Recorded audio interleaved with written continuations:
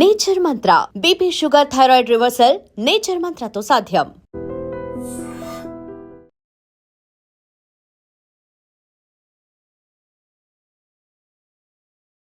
కర్నూలులో జరిగినటువంటి అత్యంత దారుణమైన సంఘటన. 19 మంది చనిపోయారు. ఎంత దారుణం అంటే చాలామంది కూడా, అంటే తల్లి కూతురు అనుకోండి, లేకపోతే కూతురు సాఫ్ట్వేర్ ఇంజనీర్, ఆమె జాబ్ చేస్తోంది బెంగళూరుకి, జస్ట్ దివాళీ హాలిడేస్ అని చెప్పి వెళ్ళింది, వాళ్ళు చనిపోయారు. ఇట్లా అంటే 19 మందికి సంబంధించిన ఫ్యామిలీస్ పాపం ఏ తప్పు చేయకుండానే జస్ట్ ఆ బస్ ఎక్కినందుకు వాళ్ళు చనిపోయారు. మిగతా వాళ్ళకు అదృష్టం బాగుంది కాబట్టి ఆ బస్సు అద్దాలని పగలగొట్టుకొని ఎట్లో అట్లా బయటపడ్డారు. ఈడ మెయిన్ ఏం జరిగింది, ఇప్పుడు బైక్ని ఢీకొట్టింది కాబట్టి ఆ బైక్ మొత్తంగా కిందికి స్కిడ్ అయిపోయి ఆ బైక్ మొత్తం ఇరుక్కుపోయి ఆ బస్ కింద ఇరుక్కుపోయి, ఈ కావేరీ బస్ కింద ఇరుక్కుపోయి చనిపోయిండు. బైక్ల మీద ప్రయాణం చేస్తున్నటువంటి వ్యక్తి చనిపోయిండు. అట్లాగే ఆ మంటలతోని పూర్తిగా బస్సు కాలిపోయింది. అందుకని 19 మంది చనిపోయినరు అనేది నిన్నటి వరకు కూడా మనకు తెలిసినటువంటి విషయం. ఇప్పుడు ఆ బైక్కి సంబంధించిన విజువల్ ఒకటి, ఆ పెట్రోల్ బంక్ బయటకు వెళ్ళి వస్తున్న విజువల్ ఒకటి మనకు స్పష్టంగా కనిపిస్తోంది. ఏందది, మంచిగా తాగున్నారు ఇద్దరు. ఒక అతని పేరు వచ్చేసి శివశంకర్, ఇంకో అతని పేరు వచ్చేసి ఎర్రిస్వామి. అసలు ఏంది అని అంటే ఆ బైక్కి అసలు హెడ్ లైటే లేదట. జస్ట్ మనము అంటే లెఫ్ట్ తీసుకుంటే లెఫ్ట్, రైట్ తీసుకుంటే రైట్ వెళ్ళాలనుకునే ఈ బ్లింక్ లైట్ ఏదైతే ఉంటుందో, సైడ్ లైట్ ఏదైతే ఉంటుందో, జస్ట్ దాన్ని ఆన్ చేసుకొని లెఫ్ట్ సైడ్ది లైట్ ఆన్ చేసుకొని ఆ బైక్ మీద పోతున్నారు. ఏది తాగి ఇద్దరు హైవే మీద పోతున్నారు. ఏమైంది, వీళ్ళిద్దరూ తాగిర్రు కాబట్టి ఆ లైట్ వెలుతురులో ఏమున్నది, అసలు అది వెలుతురు అంటారా, ఏమైపోయింది, ఢీ కొట్టినరు. మధ్యలో డివైడర్ని ఢీ కొట్టి పడేశారు. డ్రైవ్ చేస్తుందేమో శివశంకరు లెఫ్ట్లో పడిపోయిండు, బలంగా తలకి గాయమైంది, ఆల్మోస్ట్ అన్కాన్షియస్ అయిపోయిండు. ఇక ఒక రకంగా చెప్పాలంటే ఆనే స్పాట్లో చనిపోయినట్టున్నాడు. ఇంకొకతను ఎవరైతే ఇప్పుడు ఎర్రిస్వామి ఎవరైతే బతికున్నాడో అతను ఈ డివైడర్ పక్కన ఒక గడ్డిలాగా ఉన్నదట, దాని మీదకి ఎగిరి పడ్డాడు. దీంతో కొంత గాయాలతోని బయటపడ్డాడు. రాత్రి ఏమీ కనబడలే, చీకట్లో ఏం జరిగిందో ఏమీ తెలియదు. మెయిన్ రోడ్ మీద ఈ బైక్ మీద ప్రయాణం చేస్తున్న ఇద్దరు కూడా డివైడర్ని ఢీ కొట్టుకొని వాళ్ళే చనిపోయారు. అంటే మిస్టేక్ వాళ్ళదే. తాగి నడిపిన తర్వాత లైట్ వెలుతురు కూడా లేదు. దీంతో ఒకతను చనిపోయిండు, ఇంకొకతను బతికున్నాడు. ఈ బతికున్న అతను చెప్పిండు కాబట్టే నిజంగా చెప్పాలంటే కర్నూలు బస్ ఇన్సిడెంట్లో ఏం జరిగింది ఏంది అనేది తెలిసిందని నాకైతే అనిపిస్తున్నది. అసలు ఎర్రిస్వామి బతికే లేడనుకో, ఆ రోజు ఏం జరిగింది ఏంది అనేది తెలీదు. ఎందుకంటే నిన్నటి వరకు కూడా ఒకటే ప్రచారం, బస్సునట బైక్ ఢీకొట్టింది కాబట్టి ఈ యాక్సిడెంట్ జరిగింది, ఈ బస్సు బైక్ని ఢీకొట్టిన తర్వాతనే ఇప్పుడు ఈ శివశంకర్ ఎవరైతే చనిపోయిండో, ముందే చనిపోయిండు కానీ బస్ ఢీకొట్టిన తర్వాత చనిపోయిండు అని అనుకుంటున్నారు. అదే నిజమని అనుకున్నాం.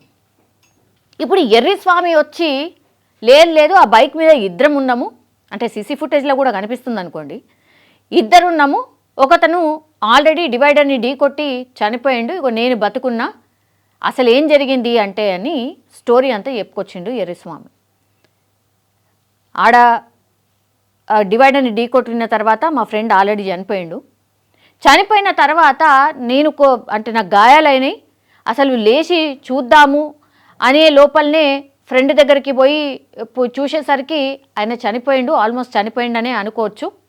కానీ ఈ బైక్ ఏదైతే ఉందో మధ్యలో రోడ్డు మధ్యలో ఉన్నది, అంటే అటు ఇటు వెహికల్స్ అన్నీ పోతూ ఉన్నాయి, ఆ రోడ్డు మధ్యలో ఉన్నది కాబట్టి లైట్లల్లో ఏమి కనిపించదు, బండి కలర్ కూడా బ్లాక్ ఉన్నది కాబట్టి ఆ బైక్ని పక్కకు లాగేద్దాము అని నేను ప్రయత్నం చేసిన. కానీ అప్పటికే మనకు తెలుసు కదా ట్రావెల్స్ బస్సు ఎట్లా ఏ స్పీడ్లో పోతాయో, 100, 110, 120 ఈ స్పీడ్లో బస్సెస్ అన్నీ పోతాయి మనకు తెలుసు. అదే స్పీడ్లో ఈ బస్సులన్నీ ఒక రేంజ్లో పోతున్నాయి. ఈ యాక్సిడెంట్ జరిగిన టైంలో కూడా కారు పోయిందట, తర్వాత 3 ట్రావెల్స్ బస్సులే పోయినాయట. కానీ వాళ్ళు వెళ్ళేటప్పుడు ఆ బైక్ని గమనించిండ్రు, ఆ మిగతా ట్రావెల్స్కి బస్కి సంబంధించిన డ్రైవర్లు గమనించిండ్రు, పక్కకెళ్ళి ఆ బైక్ని తప్పించుకొని వాళ్ళు వెళ్ళిపోయినరు. కానీ వేమూరి కావేరి బస్ దగ్గరకు వచ్చేసరికి డ్రైవర్ అంటే ఇప్పుడు ఇక్కడ క్లియర్గా సరే శివశంకర్ తాగి బండి నడిపిండు కాబట్టి ఆ పనిష్మెంట్ కూడా వచ్చింది, చనిపోయిండు, మంచి పని అయిందని చాలామంది కామెంట్ చేస్తున్నారు. ఇప్పుడు మరి బస్ డ్రైవరు 3 బస్సులు ఇది యాక్సిడెంట్ అయినాక అక్కడ మధ్యలో రోడ్డు మధ్యలో బైక్ ఉన్న తర్వాత ఈ వేమూరి ట్రావెల్స్ బస్సే వచ్చింది అని అనుకుంటే సరే జరిగిందేమో అనుకోవచ్చు. కానీ 3 ట్రావెల్స్ బస్సులు అంతకంటే ముందు దాన్ని దాటుకుంటా వెళ్ళిపోయినాయి, అవి మాత్రం బైక్ని తప్పించుకొని పక్కకెళ్ళి వెళ్ళిపోయినాయి. కానీ వేమూరి కావేరి ట్రావెల్స్ బస్కి డ్రైవర్కి సంబంధించి మాత్రం ఏం చెప్తాడు పోలీస్ విచారణలో, లే నా తప్పేమీ లేదు, నాకు అసలు ఆ బైకే కనవల్లే, డాంబర్ రోడ్డు అట్లాగే ఆ బైకు 2 ఒకటే కలర్లు ఉన్నాయి కాబట్టి నాకు అసలు ఏర్పడలే, అందుకే నేను గమనించలేదు, ఆ బైక్ మీదకి వెళ్ళిపోయింది బస్సు అంటాడు. మరి ఆ ముందు 3 బస్సులు ఎట్లా వెళ్ళిపోయినాయి, మీ బస్సే ఎందుకు దాన్ని ఢీ కొట్టింది? దానికి ఆన్సర్ లేదు. ఢీ కొట్టిన తర్వాత ఒక బైక్ని ఒక బస్సు ఢీ కొడితే ఎంత పెద్ద శబ్దం వస్తుంది, అది టోటల్లీ బస్సు కిందికి వెళ్ళిపోయింది. ఒకసారి బ్రేక్ కొట్టిండట, తర్వాత ముందుకు పోయిండట, మళ్ళీ ఇంకోసారి బ్రేక్ కొట్టిండట. ఎట్లుంటుంది ఆ స్పార్కులు ఎట్లొస్తాయి, దాన్ని బైక్ని రాసుకొని పోతూ ఉంటే ఇరుక్కుపోయి బస్సు లాక్కొని పోతూ ఉంటే ఎంత పెద్ద శబ్దం వస్తుంది ఇమాజిన్ చేసుకోవచ్చు కదా. దీంతో ఏమైపోయింది, బస్సు డ్రైవర్కి సంబంధించిన నిర్లక్ష్యం కొట్టొచ్చినట్టు కనబడుతుంది. దీనికి సమాధానం ఉందంటే లేదు ఆయన దగ్గర, ఎందుకంటే తప్పు జరిగిపోయింది, ఏదో వేసేద్దాంలే, ఎవరి మీదనే వేసేద్దాంలే అనుకున్నాడు. కానీ ఒక రకంగా సంతోషపడ్డాడు. ఏంది అని అంటే అమ్మయ్య బస్సు కిందనే పడ్డాడేమో, అందుకే ఈ పిల్లగాడు చనిపోయిండేమో అని అనుకున్నారు యాక్చువల్లీ. కానీ కాదు, ఆల్రెడీ యాక్సిడెంట్ అయిపోయి ఆ శివశంకర్ అనే పిల్లగాడు చనిపోయిండు. ఉత్త బస్సు ఢీ కొట్టింది కేవలం బైక్నే కాబట్టి పెద్దగా ఏం లేదు, చెప్పి తప్పించుకోవచ్చు అనుకున్నారు. అన్ని నిజాలు బయట పడతాయి కదా.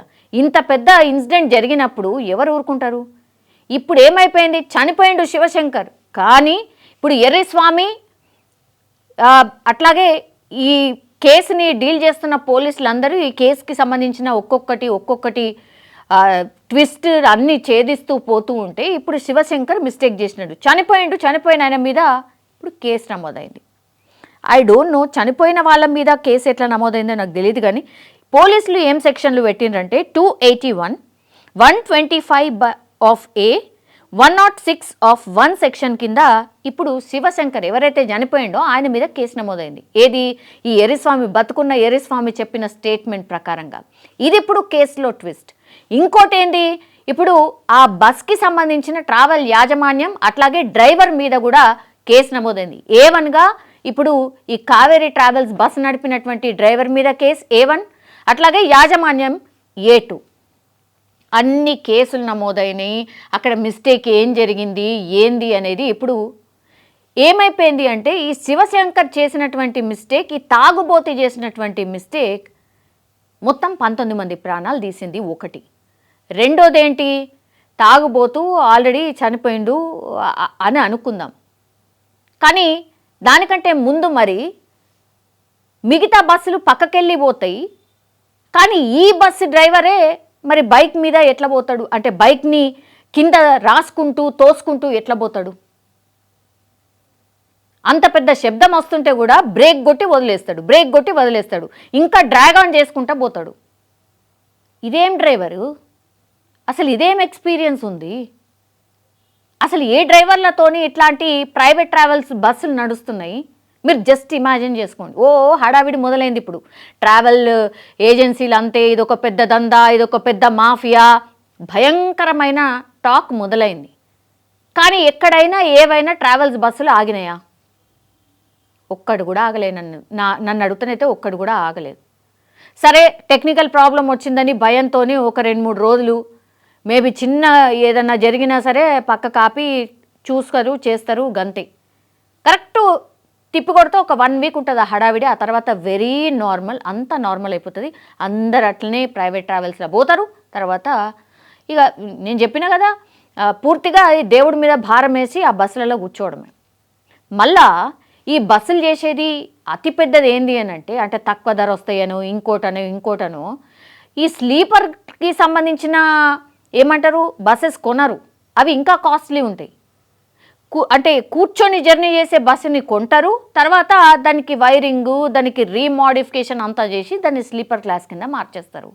ఆ వైరింగ్ ఏదైతే ఉంటుందో అత్యంత డేంజరస్, ఎందుకంటే అది కంపెనీ నుంచి బిల్డ్ అయ్యి వచ్చినటువంటిది కాదు. మరి అది ఎట్లా తెలవాలా, ప్రయాణికులకు ఎట్లా తెలవాలి?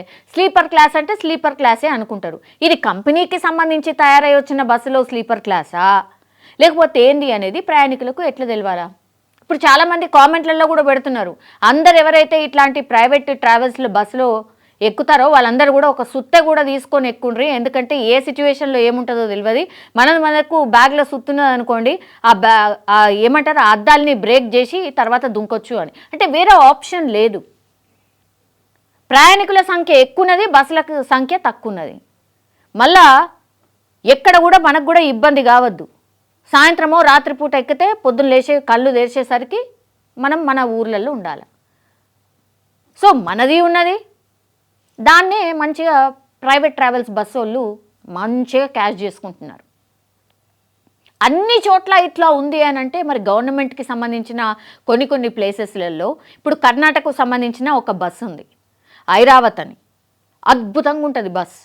అందులో ఎక్కితే సేఫ్టీయే కాదు, ఈ గవర్నమెంట్కి సంబంధించిన బస్సెస్ ఏవైతే ఉంటాయో వాటన్నిట్లా 75 or 80 స్పీడ్కి లాక్ చేసి పడేస్తారు. నువ్వు ఎంత గానం దొక్కినా అది పోనేవదు ముందటికి. ఇప్పుడు ఈ ప్రైవేట్ ట్రావెల్ బస్ వాళ్ళకి అసలు ఎవరిదన్నా అదుపు ఏమన్నా ఉంటుందా? టార్గెట్ నువ్వు ఈ టైం వరకు వెళ్ళిపోవాలి, మన ప్యాసింజర్లు అందరూ కూడా ఆ టైం వరకు వెళ్ళాలనుకుంటారు కాబట్టి మనం ఆ టైంకి పెట్టాలి. మళ్ళీ ఆ తర్వాత మళ్ళీ నువ్వు కొద్దిసేపు రెస్ట్ తీసుకుంటావో లేదో మళ్ళీ బ్యాక్ వచ్చేయాలి, ఎందుకంటే మళ్ళీ నువ్వు రాత్రిపూట మళ్ళీ అటు పోవాలి. ఇది వాళ్ళకు ఉన్నటువంటి టార్గెట్స్. ఎందుకు పని చేయాలంటే మంచిగా ఎక్స్ట్రా మనీ ఇస్తాం రా బాయ్, ఇగో నీకు ఇట్లా ఇస్తాము అని చెప్పిస్తారు, అంతే సింపుల్. ఎవరు పర్యవేక్షణ ఉంది, ఎవరు చూస్తున్నారు? ప్రైవేట్ ట్రావెల్స్ బస్సులో అసలు ఏం జరుగుతుంది ఏంది అనేది ఎవరికి తెలుసు? సరే తెలిసినా కూడా పెద్దగా ఏం చేసేది ఏం లేదు కదా. ఏముంటుంది, ఇట్లాంటి ఇన్సిడెంట్లు జరిగినప్పుడు అడపదడప కొంచెం హడావిడి చేసి ఏదో చేస్తున్నట్టుగా చేసి ఆ తర్వాత అంతా నార్మల్. ఎన్ని ట్రావెల్స్ బస్సులు ఉన్నాయి, ఎంత ఫిట్నెస్గా ఉన్నాయి బస్సెస్, ఎంత సేఫ్టీ డ్రైవర్స్ ఉన్నారు, ఇద్దరు ఏ టైంకి మారుతున్నారు, ఎంత అద్భుతంగా డ్రైవ్ చేస్తున్నారు, అసలు ఇవన్నీ ఎవరైనా పట్టించుకుంటున్నారా? నన్ను అడుగుతా అసలు ఎవ్వరు కూడా పట్టించుకునేది లేదు. గంతే, దేవుణ్ణి నమ్ముకోవాలా పోవాలా. కానీ ఒక్కటి మాత్రం నిజం, ఇక్కడ మీరు సరే మీ గమ్యస్థానాలకు చేరుకోవాలా, పిల్లలతో పోతారు, ఇంకా వేరే చాలా రీజన్స్ ఉంటాయి. కానీ ఈ ప్రైవేట్ ట్రావెల్స్ బస్సు పోయే టైము అట్లాగే మన గవర్నమెంట్ బస్సెస్ పోయే టైం ఏదైనా చూస్తే అటు ఇటుగా అర్ధగంట నుంచి గంట డిఫరెన్స్ మాత్రమే ఉంటుంది. దయచేసి ఈ పాయింట్ని అండర్లైన్ చేసుకోండి, నోట్ చేసుకోండి. ఆ స్పీడ్ని లాక్ చేసి ఉంటారు, ఎంతగానం స్పీడ్ పోవాలన్నా పోరు. దయచేసి గవర్నమెంట్కి సంబంధించిన బస్సెస్ని మీరు ఆదరించండి, అప్పుడు ఆటోమేటిక్గా ప్రైవేట్ ట్రావెల్స్కి సంబంధించిన ఈ డిమాండ్ తగ్గిపోతుంది. ఏమైతే ఒక బస్కి అయింది కదా ఇక అన్నిటికీ అట్లనే అవుతుందా అనుకుంటే మాత్రం అంతే. ఎప్పుడు ఎవరికి ఏం జరుగుతుందో ఎవరికి తెలియదు. 19 మంది ప్రాణాలు బలిగొన్న ఆ బస్ ఆర్ ఆ యాజమాన్యం అగైన్ నాకు తెలిసైతే ఇంకొక 10 రోజులు లేకపోతే నెల రోజుల తర్వాత మళ్ళా నన్ను అడిగితేనైతే సంక్రాంతి వరకల్లా మళ్ళా ఆ బస్ అందుబాటులో ఉంటుంది, మళ్ళా అదే బస్సులో జనాలు ఎక్కుతారు, ప్రయాణం చేస్తారు. ఇది మాత్రం ఫ్యాక్ట్. ఇక దీన్ని బట్టే మీరు డిసైడ్ చేసుకోవాల్సింది, మాకు గవర్నమెంట్ బస్సులు కావన్నా లేకపోతే ప్రైవేట్ బస్సులు కావాలన్నా. ఇది మీరు డిసైడ్ చేసుకొని మీరే, అంటే నిర్ణీతలు మీరే ఆర్ నిర్ణీతలు మనమే, ఎక్కాల్సింది మనమే, ప్రాణాలు మనవే. ప్రైవేట్ ట్రావెల్స్ బస్సు ఒకటి ఏమున్నది, పైసలు వస్తాయి గంతే, సింపుల్. ఈ కేసులో నిజంగా మిస్టేక్ ఎవరిది అనుకుంటున్నారు? ఇప్పుడు ఆల్రెడీ చనిపోయిన ఈ శివశంకర్ అనేటైందా, లేకపోతే ఈ డ్రైవర్దా, లేకపోతే ఈ వ్యవస్థనంతా నడుపుతున్నటువంటి ఇక సోకాల్డ్ గవర్నమెంట్ అంటారా ఇంకేంటంటారా, ఎవరిది? మిస్టేక్ ఎవరిది? కామెంట్ రూపంలో తెలియజేయాల్సిందిగా కోరుతున్నాం. And for more videos, Please subscribe to iDream. Please subscribe to iDream. Please subscribe iDream. And please subscribe to iDream. For more videos, subscribe to iDream. please like, share and subscribe to the channel. Congratulations, iDream. Subscribe to iDream. Subscribe to iDream.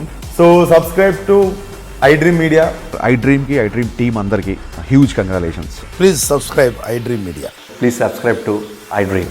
Subscribe iDream. Please subscribe to iDream. iDream అంటే నా కళల ఛానల్ను subscribe చేసుకున్న నోరు తిరుగుతలేదు, మీరైతే గంట గుర్తు కొట్టండి. For more such videos, please subscribe to iDream.